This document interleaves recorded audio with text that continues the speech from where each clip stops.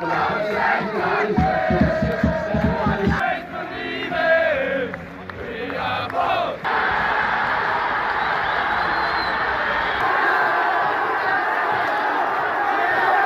McNally, St.Patrick, Athletic. How are you doing? Great stuff. I'm not bad now. GAA, we'll start off with that. You started playing GAA as a youngster, didn't you? Yeah, I love the GAA. I'm from Enfield here in Meath, so Navina were my club. When I was younger, I support Kildare though, so I used to turn up to Park College and to play an underage game and warm up in my Kildare top and all that. I used to hate Meath really, but no, I've softened my hate for Meath now. I kind of just a few lads I know obviously would play for Meath now, like Ethan Devine and Shane Wallace. So I don't hate Meath as much as I used to. But you played with any of them actually, growing up? Yeah, I played both of them. Yeah, they're my clubs. So, I think Shane was the year younger than me and Ethan was the year above me. So yeah, I would have played the two of them a lot. I was What age group were we talking about? It would have been probably up until minor really. So you played for a while, yeah. Yeah, I played for a while. I was probably better at soccer, but I used to love it. Like I used to, I had to get off. What was it? Pat's training once or twice actually. When I was under 19s to play a final, I remember to come off the bench. And Gareth Dodge was my manager at the time, and he was just saying, like, don't get injured and all this. He was worrying sick, but we ended up losing in the end. We lost our minor final, Division 1. But no, a load of good memories playing the GAA. Do you reckon there was a second career as such for you there? Do you think you could have? No, I don't think so. You don't think so, no? No, I don't think so. I never got on any of the Meath Meath things, but that's because I was playing football really. I played soccer, so my dad's a soccer man. So. Both, isn't it? Like very hard, yeah. A couple of lads can do it, but yeah, it's hard to do one well when you do two at a good level, you know. And did you? So you played GAA. You played soccer in GAA. Did you play soccer for a while, like afterwards or before, or when did you start playing soccer? Oh, soccer has always been number one, really. Yeah. Been playing soccer my whole life. Ever since I was small, just my dad's big into the football anyway, and just always kicking the ball around. Be out every night playing football for I get started and everyone else really. But yeah, just always playing some sort of sport, like even tennis and a bit of sprinting, like all that kind of stuff. I used to all play everything really. What schoolboy club did you come from originally?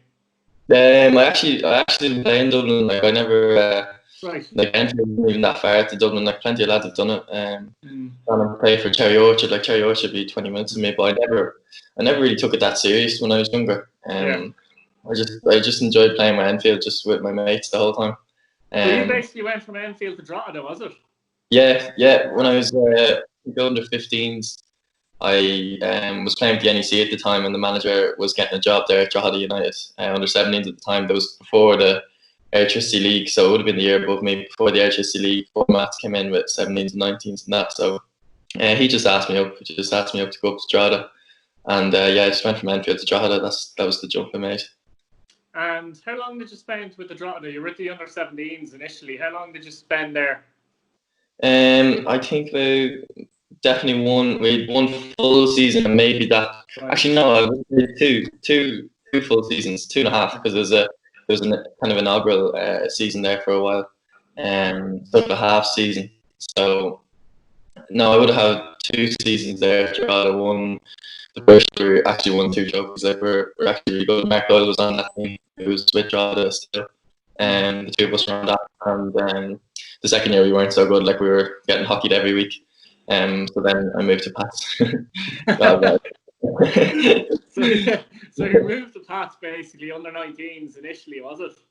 Yes, the first year under 19s. Did you find much of a difference between both clubs at underage, or what kind of difference did you see when you moved to Pats? Oh yeah, the difference was massive. Just training with players that are just far better than you when you were starting off. Like they were just way better at a different level, because coming from Drogheda it was tough. Like you're just not playing with good enough players constantly at that underage, like at that level. Pats is always the best team really. Like we used to turn up to Blantyre and just kind of know you were beaten half the time. But yeah, no, moving to Pats is a big jump, and then even when the way you're playing the game, like you just had so much more time on the ball and stuff, because you're playing underage and you're just losing every game, and teams are just pressing you, and you just couldn't keep the ball and stuff. So it was actually it was probably nearly easier in a way to play the matches, but because you're playing with good players, obviously. But no, it was a big jump, yeah. So when you obviously moved back to Drogheda on loan. Did you find it much different when you moved back to Drogheda? Obviously, you're with the senior team, so obviously there's a big difference there. But the experience of playing men's football basically last season, is that something that really helped you a lot, you think? Oh yeah, no, I'd have been lost without it. It'd have been. I couldn't imagine just going straight into the Premier Division. I think that'd be a bit crazy. I don't know, plenty have done it. Like Jamie Lennon just jumped straight from under 19s into playing first team, and Jake Walker done the same. But no, I think it was just far easier. Maybe it's my position. I think you just need to be roughed up and make a few mistakes and a few bad back passes and all that kind of thing, just to settle your nerves, kind of playing. And it's senior football and where results like proper matter, and like the manager will give out to you and stuff like if you're not doing it. Whereas that didn't really happen at underage. Kind of you just forget about your mistakes and move on and that kind of thing. And how did you find playing the first division generally last year? Just more physical probably than underage, I'd imagine, because you're coming up against obviously more physical, imposing men and that kind of thing, aren't you?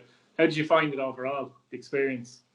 Yeah, just physical. Yeah, I think the first 2 games was really tough. I wasn't even playing that well. There was a couple of games where Tim probably could have dropped me at the start, but I just kind of just kept going, just kept keeping my head down, and it got really enjoyable as we hit the summer, as the weather kind of got good. Nearly just that season we just started flying. Like we went on a run there. And going unbeaten for I'd say 10 games. I don't know whatever it was. We were really going well. So yeah, the first division was tough. I think it's probably a lot better than people think. Like when you're in the Premier Division, you probably a lot of people don't really take notice of it. Really, like it kind of goes under the radar until you play them in pre-season or something, and you kind of realise they're actually really not that far off. A lot of the teams really. Yeah, definitely. I think there's a few clubs, probably including Drogheda, who are more than capable of playing in the Premier Division, aren't there? In fairness, like so, you know what I mean. But yeah, Tim Clancy, how did you find working with Tim? Oh yeah, Tim was brilliant. He's a super manager. Like he's definitely going to go really far. I'd say. Like I haven't had many managers, obviously, but no, I could just see Tim was just on the ball. Like even little things like when he could like say something to you, but he'd probably not do it just because that would be the best way to develop you. Like even at the start, like he wouldn't put any pressure on me at all. Like when I was going out to play, like he'd literally just say go out and enjoy it, and that was it. Is he one of those managers that kind of allows players to make mistakes, if you get what I mean? Oh yeah, definitely. I think he's like he wants to win, obviously more than that. So like if you're not doing it at the same time, he'll let you know. But once you're trying and once you're giving effort, kind of not being sloppy and stuff, just not just all the way for the sake of it and stuff. But I think it's very hard though to put young guys into a team and expect them to be polished. Do you know what I mean? And every game be 10 out of 10. And some managers, as you say, they mightn't after 1 or 2 games they get dropped. But other managers, Tim's probably like that as well. You actually get time in the team, and that's surely going to build your confidence as well, isn't it? Yeah, absolutely. Yeah, I think he just sees it in the long run. A lot of the time, like, he'll just see that, I could drop him here, but what would be the impact now in a few games, kind of thing. I think he was just really smart with the way his decision making and stuff, and his man-to-man management was just brilliant. Like, I thought, listen, every manager, will fall out with players, obviously, but like a lot of them just really appreciated him, and they still do up there. A lot of them. No, he's done really well. He'll do really well in his career, definitely. It's obviously a good season for you and for Drogheda, but I think the mad thing for you is you scored 9 goals. We're disappointed you didn't get 10. No, I was, as I was hitting them in there last year, I was saying, "Oh God, next year they'll just be expecting me to do the exact same." That's all I was thinking. But no, I did. Unfortunately, we didn't get 10. But I would much prefer to get promoted. That would have been way better. But Oh, it was actually nice to score. Like, I didn't even score many goals underage. It was really weird. Where'd that come from, do you think? Was it an instinct from you? Like you got a hat trick, I think, against Cavantilli, and it was the perfect hat trick, wasn't it? It was a header, left foot, right foot. But where did it come from, do you think? Is it something that you've worked on, or just an instinctive thing that? Yeah, I'm not sure. I'm really not sure. I think obviously Johnny Reynolds' service is really good. Like, he's one of the best.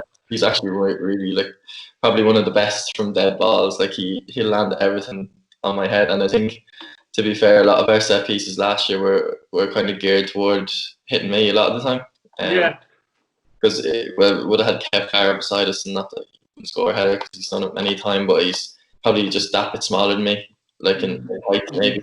So, I think it's just a lot of them were just geared towards me, like a lot of the corners. So like, it was kind of, in a way, like if anyone was going to score, it was more than likely going to be me, because I was the one who was probably the one focused on when we were taking it. But no, Shawnee Brennan, just everything's on the plate. Like, and even Chrissy probably set up a few for me last year as well, from play and that. So like, I don't know. It's not, I obviously don't go out practicing finishing. No, exactly. No, I wouldn't go out practice finishing. That just comes from training. Even the Drogheda training, a lot of the games are short-sided games. So like, if I was picking up the ball from the back, I actually wouldn't even be that far from goal. Like, that'd be the way the training would be organised. You know what I mean? So you actually would be taking shots in training. So maybe that's it. I don't know. But you think as well, obviously you're a tall guy, but you think you physically got stronger over the last year as well? Would that be something you looked at? Yeah, definitely. At the start, like, I was probably getting shoved around a little bit too much. But then I just kind of, not that I whacked the gym out of it, but I just started getting to the gym a lot more than I used to, and just pushing myself a bit more, not taking it as easy, like just trying to just go up and weight the whole time when I was lifting weights and stuff, and just it comes naturally a lot of the time. Exactly. I think if you see like an experienced League of Ireland player, he's not a bodybuilder, like, do you know what I mean? He's just weathered for playing men's football. So I think that's where it comes from, just being smart with how you use your strength and stuff. And how did you feel about the playoffs? Obviously, you've got a couple of good results, and then just fell at the final hurdle against Finn Harps, literally in extra time as well. Must have been disappointing, even though you probably thought you wouldn't be at the club next season or whatever. But it must have been disappointing as well anyway, because you're part of the club for a year there, and you obviously want to win, you know? Yeah. And even like when I was there underage, I used to I loved playing for Drogheda. Even when I was with Pats and coming back, like on underage, I used to love seeing the people at Drogheda. Like, even that club there in general, like a lot of people you actually get to know who aren't part of the team. Like, different people like the groundsman and the chairman up there, Connor, is really good, and even like little things like the photographer Larry and like stuff like that. You get to know people around the club, and to not get promoted was really disappointing. Like, it took ages to get over. Like, it was it was horrible. But no, it is what it is. Like, these things happen for a reason. So hopefully for them, they'll do well when the season gets back on. Hopefully. Yeah, you actually played against them in pre-season, and I think you've seen the video that Chris Lyons did you? Seen that, yeah. Seen that. I'm gonna have to. He said he tore your new arsehole. Can you confirm that or deny it? Yeah, he'd say he scored a hat trick or something, the way he was going on there. It was 1-0, like, so. I don't know. Listen, but no, he played well. I can see what he was saying. But I'm a defender. Once I keep a clean sheet, I'm not too bothered. And it was definitely a bit of joking behind it anyway. I know he's messing. He's definitely messing. Now, when you went back to Pats, were you uncertain, like, or did you know straight away you were going to be part of the squad for the following season? Did Stephen talk to you fairly quickly about being part of the squad, or what were his plans? Yeah, he was kind of in touch towards the end of last year. Okay.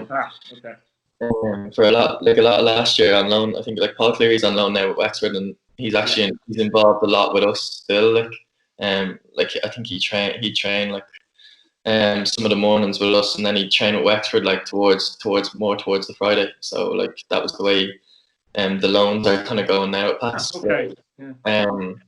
Like when I was there last year, I was just basically playing for Drogheda, and that was it. Like so, which I think was kind of good. Like that was my main focus, in a way, which was quite good for me. I thought, like, just to give yourself everything for that year. I thought it was great, but no. What was your question, Keith? I can't even remember what the question was there. What was the question? Yeah, Stephen. Did you speak to Stephen about joining up? Was he fairly convinced you were going to be part of the plans for 2020, basically, at St. Pat's? Yeah.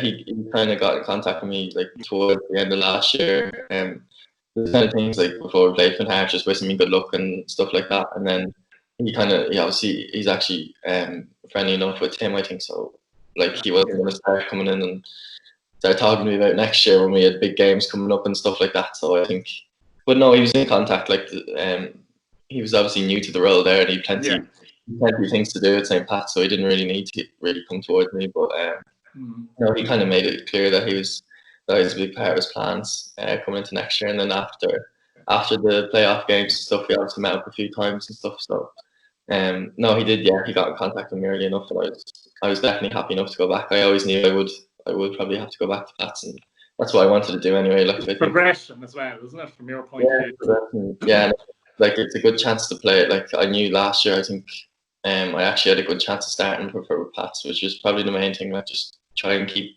getting games as much as possible. So I wanted to come back. I love playing for Pats anyway. Like I love the club the same way as Drogheda. Like people around the club and that. So it's the same thing. I was delighted to be back anyway. Yeah, they're similar type of club actually. I think they're both very. I don't know. I get this family feel, don't you, with both clubs? Actually, funnily enough. Yeah, definitely. There's definitely a family feeling. Like, I think it'd be great, like, to see St. Pat's like, proper bring that success back would just be unreal to see. Like, similar to the way we were playing last year, just the proper big crowds to come in, like, just to see like sellout signs and stuff would just be brilliant, which would definitely happen. Like, I get feeling with Stephen there. I've seen a lot of interviews with Stephen and stuff, and he just seems very hungry, doesn't he? And ambitious and determined kind of a character, doesn't he? Like looks to me he's developing. Obviously, there's a lot of new players at Pats, but he's developing what looks like a fresh, hungry, more or less youthful-looking squad. There's experienced players there as well, but it's a balance that's a work in progress, I would say. Would you say that? Yeah. There's plenty of young players. I think he's good faith. He's good faith in young players at the club, and we've a lot of really good academy players at Pats as well. Like, some young lads coming up there. So I don't think he'd be afraid to throw them lads in. And then we've obviously got Bermo and Clarkey and Chris Forrester as well, the experienced player, and Benson. Like, we've plenty of experience as well. So no, it's a good mix, and we're probably going in the right direction there for a while. Like in all them 4 games at the start, like realistically ourselves, we know that we should have at least won 3 of them. So but no, it's a work in progress. I think Pats fans will probably be happier with the way their team are set up this year than like the way we were playing and stuff than last year, obviously. So we're going in the right direction. The break came at a bad time, I think, for us. It did, actually, yeah. Like we were just about to play Dundalk on the telly, which would have been a good test just to really see where we're at. It would have been really interesting, and we would have fancied ourselves going up there and playing as well as we can, and definitely not being fearful of them in any way, and just going up there and really trying to win that game. You can definitely see a bit of a transition in the style of football that Stephen's trying to do. He's obviously playing with a few formations as well, but it's more of a fast-paced possession game, isn't it, that he's trying to play as well? Yeah. I don't think. Yeah, we're not too. Obviously, tactics are a big part of the game, but formations doesn't be the kind of the biggest thing with us. He just wants us to go out and show the fans that we really want to play for Pats, really, and just give 100%. That's all he asks of us a lot of the time, and just motivates us as much as he can, and we go out there and really do our best, And I think as the games would have went on, like the fitness that we had there for the start of that season was so good. Like we were really, really fit. So I think as those Monday, Friday games came along, like you'd have really seen he's starting to get there. Yeah, it was starting to do really well. So it just came at a crap time that the same thing will happen again. Like you mentioned the 4 games. So I was at the Waterford one, and you were damn unlucky in that game, to say the least. Yeah. Second half, I thought Pats were very, very good. The style of football Pats played in that game as well. It was just one of those games. There were missed chances, and obviously Murphy had a bit of a worldie that day in goal for Waterford. But in general, you came out that day. I know fans be frustrated in that, but you'd have to say that you would have been enthused by the style of performance on the day. And if that was another day, you'd probably put 2 or 3 into the back of the net. You know, that kind of way. Yeah, exactly. Did you feel that? Were you disappointed after the game, or did you feel more like, okay, look, we actually played well, we just didn't put the ball in the net? Yeah, I suppose, a bit of both, really. I think we were really disappointed not to win. Like, it was the opening night of the season.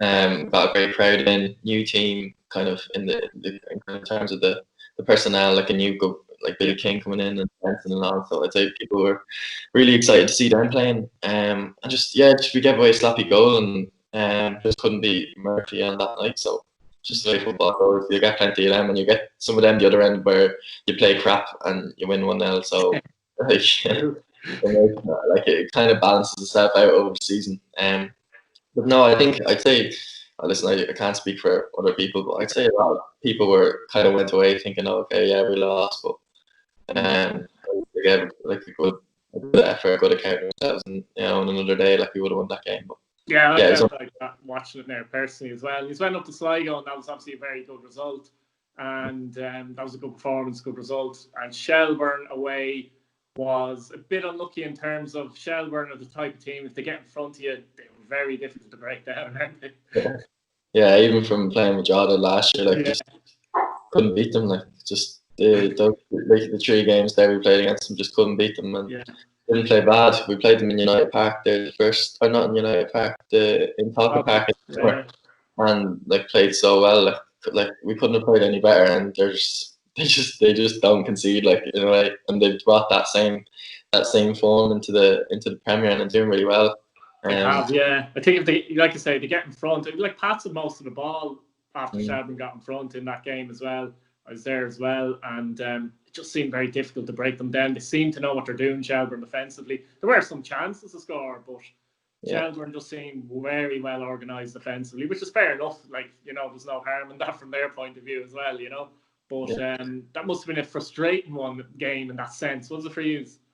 Yeah, I think so. I think, like, we kind of, the way the first game went, we kind of said, oh, we need to bounce back. We bounced back really well against Sligo, and then if we could just put back-to-back performances in that particular moment, like, and then going into the Cork game with 2 wins on the bounce, like, the confidence would have been like so high, like if we had just beaten Shelbourne that night. But the same thing, just we kind of struggled to get going. It's probably our worst performance out of all of them, I'd say. Just couldn't get going on that night. It was a tough night for football. It's scrappy enough, but listen, I think, like, even in the Premier Division, the way like, there's how many games? 36, is it? Like, there's a lot of games. It is, it's obviously not going to be the same this year, but I think you kind of need those teething moments, like at the start of the season, just to find your form and see where you're at, and then go and attack the rest of the season, that kind of way. Yeah, because even Dundalk last year, who won the title easily in the end, actually struggled at the start of the season. So you really can't judge any team after 4 or 5 games, you know what I mean? And you're right, the weather for the start of the season was shocking overall in general, compared to what we have now, which is a pity as well, like, that we can't get a bit of football in that kind of weather. But I mean, 4 or 5 games, you can't judge any team. But so on to, we've done that. So you think the potential in the squad is good, do you? Oh, of course, I think it's really good. Like, the young players that have been brought in have real potential. Even the lads who brought in, like Billy King and McNally, like there's really good players there that have only just joined. Dan Ward that came in there against Cork and done really well. So I think, like, we've plenty of good players. Like, we don't need a big reboost or any of that kind of thing. We just, like, we have a nice squad there that if we can just get going, really, just get a few games under our belts, I think we'll do really well. So hopefully we can get going again this season. Yeah, please God. What are your thoughts on, I know some teams are back training on Monday, isn't it? Do you think that's a good thing? Well, obviously it's a good thing, but you're disappointed maybe that some of the other teams weren't allowed back as well, maybe?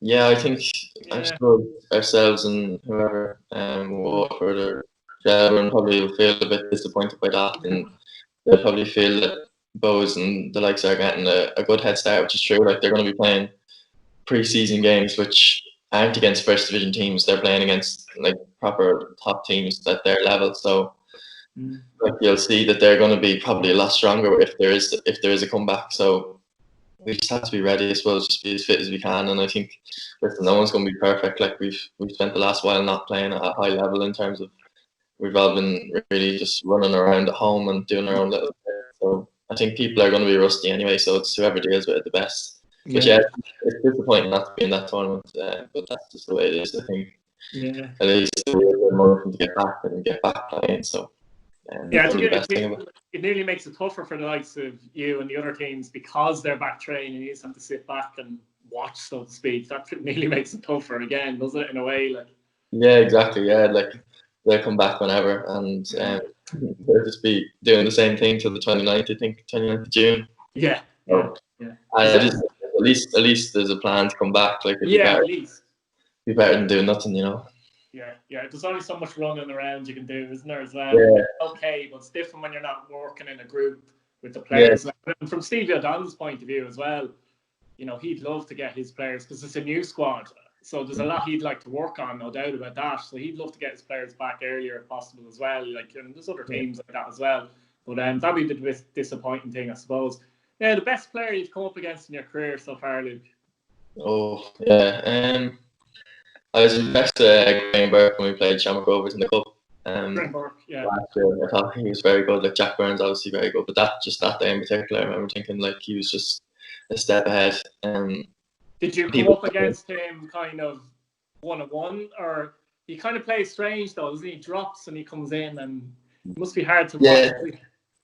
Yeah, he was just kind of in front of me. Like, I couldn't really get near him. He was kind of in a midfield role. To be fair, he wasn't up front. Like, Aaron Green's up front or whatever. But no, I thought like he's the best player playing. So, like, in terms of like just kind of standing back on, he's probably a step above everyone else. Like, everyone kind of forgets that, you know, with Jack Byrne coming into the league, like, kind of how good like Graham Burke actually is. Like, so like I thought he was very good that day. Like, I was very impressed by him.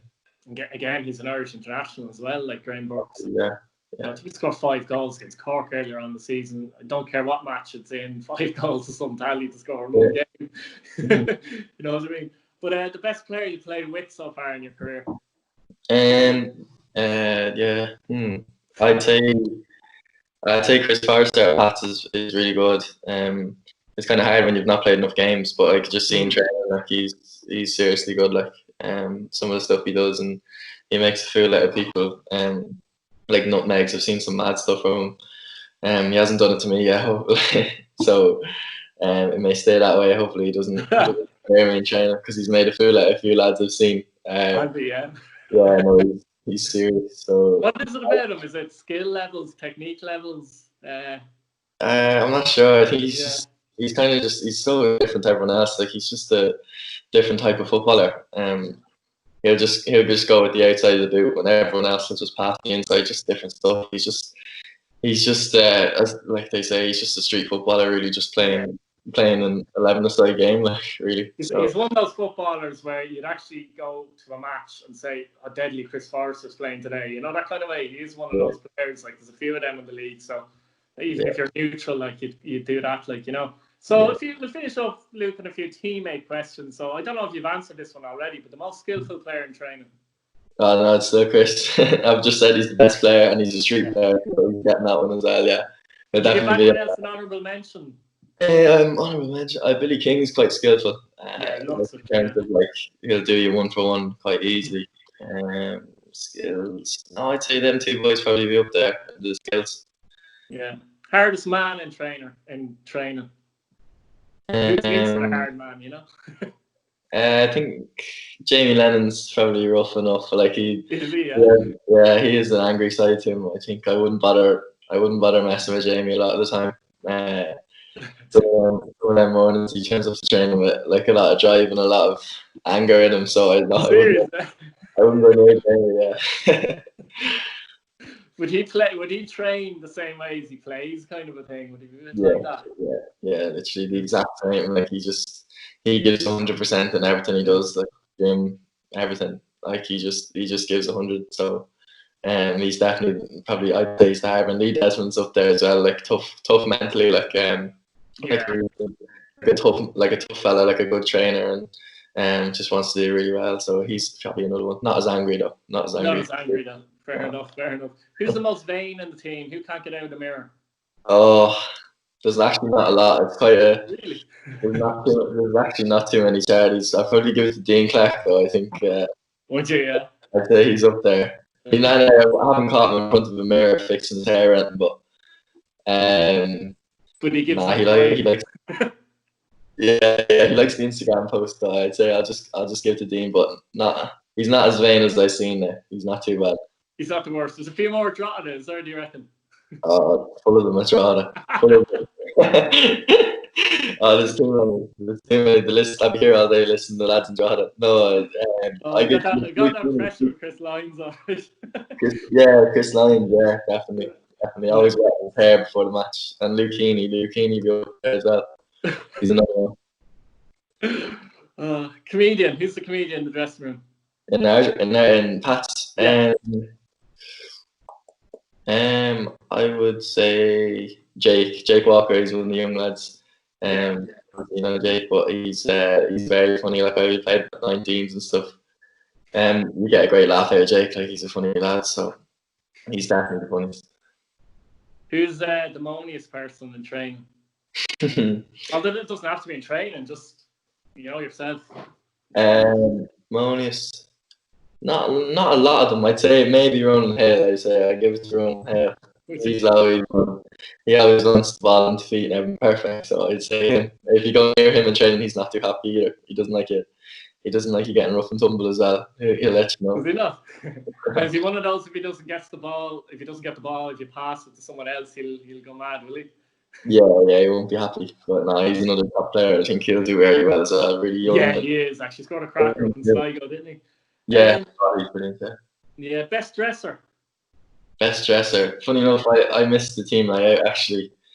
I was doing exams when they went down to Photo Island, so I actually didn't go. I stay up in Maynooth here and do my exams. So I couldn't tell you who the best dressed is because we have double sessions most days with Pat. So we all run out of the gym and jump in our cars because there's no shower facility in the gym there in Savage. So I actually couldn't tell you who the best dresser is. And actually, just before I go, I forgot to ask you this question.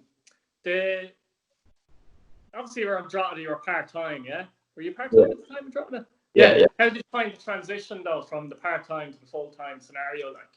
Yeah, it's tough. It's actually it's kind of underestimated, I think. Yeah. When part-time, you probably think, oh yeah, I'd love a shot full-time and this will all be rosy and you go home and recover really well, but you kind of find yourself not doing as much. Like you find yourself at home a lot.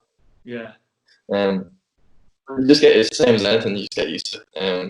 I think having college was grand. Like, I tip in and out of Maynooth there, and going in and out of college, which kind of fills the gaps a bit more. But I think you do have a lot of spare time as a full-time footballer. I suppose the part-time though does help if you're doing a bit of studies, doesn't it, and things like that though. That's a good thing that the League of Ireland. I've talked to a few players like that as well, and that's a way to go as well, isn't it? Yeah, I think it's really important. I think it's just a pity, like even our Maynooth team there, we had some really good players. Like Conor Kane was on my Maynooth team, so like we'd nearly be playing a midweek game with Maynooth there, and then go out and play on a Friday, like with Drogheda sometimes. Like we'd always be, playing away in Danny Grant as well, who's with those. Like he was on our Maynooth team. Like we've actually got a load of players that are studying and playing as well. So you wouldn't even notice a lot of them, but I think it's really important. I think there's not enough. I think with the way the way this pandemic has gone, you kind of realise, God, you do actually need your studies as well. So I think it's a good option for lads to have playing League of Ireland football and studying as well. Definitely. Would you have ambitions to go to England one day, in your opinion? Would you like to do that? Do you think? Yeah. I'd love to do it. I think. The further you come, the more you think, you try and work that bit harder just to match good things. But it's the same as everyone else. When they're younger, all they want to do is go to England and play there, like just at the highest level. Everyone wants to do, playing the Premier League or whatever. But even if you're playing League One, like the crowds and even championship and all that kind of thing, it'd just be unbelievable. Like you see the likes of Kieran Sadler and Ronan Kirsch's doing very well over there. Like, you know, But from your point of view as well, you're 20 now, and I think if you were to move over to England, it could be the right way to do it as well, because you see guys going over 15, 16, and they struggle mentally a lot of the time, and they come back here and their confidence is gone. You know the way that happens as well. But I think someone your age, if you could play maybe a few years, I don't know, in the League of Ireland or whatever, like, you know, and I think you're becoming a man basically, so you're ready.